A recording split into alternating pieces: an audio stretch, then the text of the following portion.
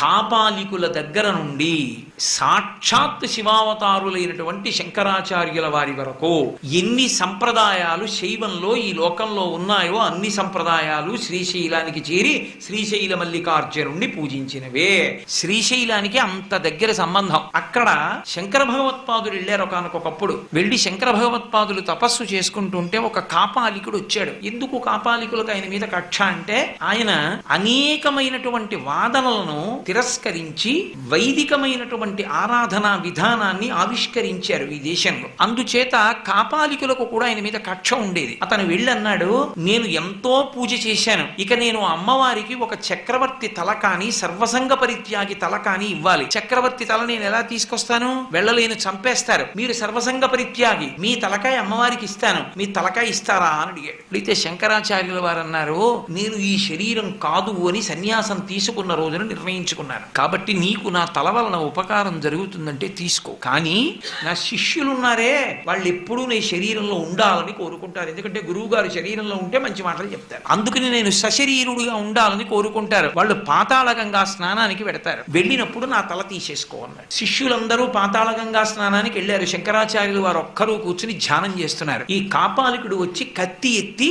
శంకరుల యొక్క కంఠాన్ని దునిమైపోయాడు. పద్మపాదాచార్యుల వారు శంకరాచార్యుల వారి నలుగురు శిష్యులలో ఒకరు, వారికి నృసింహ మంత్రోపాసన ఉంది. ఆ నరసింహస్వామి ఒకానొకప్పుడు అశరీరి అయి వరమిచ్చారు పద్మపాదాచార్యులు. ఆ పద్మపాదాచార్యుల వారికి వరమిస్తూ నృసింహస్వామి ఒక మాట అన్నారు, అవసరమైనప్పుడు నిన్ను ఆవహిస్తూ ఉంటాను అన్నారు. తన గురువు గారికి ఏదో ప్రమాదం వాటిల్లుతోందని అనుమానం వచ్చింది పద్మపాదాచార్యుల వారికి. నరసింహస్వామిని స్మరించారు, ఆవహించారు. పాతాళ గంగ దగ్గరున్నటువంటి పద్మపాదాచార్యుల వారు ఒక్క దూకులో వచ్చేశారు కొండ మీదకి. వచ్చి శంకరాచార్యుల వారి మీదకి కత్తెత్తుతున్నటువంటి కాపాలికుడి యొక్క శిరస్సు ఖండించేశారు. నరసింహస్వామి పద్మపాదులను ఆవహించి ఖండించేయగానే ఆ గడబిడకి ఒక్కసారి శంకర భగవత్పాదులు కళ్ళు తెరిచారు. చేతిలో కత్తి పట్టుకుని పద్మపాదులు కనిపెట్టారు. ఆయన వెంటనే అంతర్ముఖులై ఒక మాట అడిగారు, నీకు నరసింహ మంత్రోపాసన ఉందా అని అడిగారు. ఉన్నది అన్నారు. వెంటనే శంకరాచార్యుల వారు లేచి నరసింహావతారాన్ని స్తోత్రం చేశారు ఆ కొండ మీద. శంకర భగవత్పాదుల్ని 2-3 పర్యాయాలు రక్షించినది, సశరీరంగా ఉంచేటట్టుగా చేసినది నరసింహావతారం. అటువంటి నృసింహుడు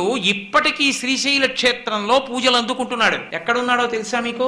వృద్ధమల్లికార్జునుడు ఎదురుగుండా నరసింహస్వామి విరాజమానుడై ఉంటాడు. ఇప్పటికీ ఆయనకి పూజ జరుగుతుంది. మల్లికార్జున క్షేత్రంలో నరసింహస్వామి వారికి అంత పూజకి కారణం శంకర భగవత్పాదుల్ని నృసింహస్వామి కాపాడడమే. శంకర భగవత్పాదులకి ఆ క్షేత్రంతో స్పర్శ ఉంది. అలాగే శివాజీ మహారాజ్, ఆయన మహానుభావుడు, ఈ దేశానికి 2 గొప్ప సేవలు అందించాడు ఆర్షధర్మాన్ని నిలబెట్టడానికి.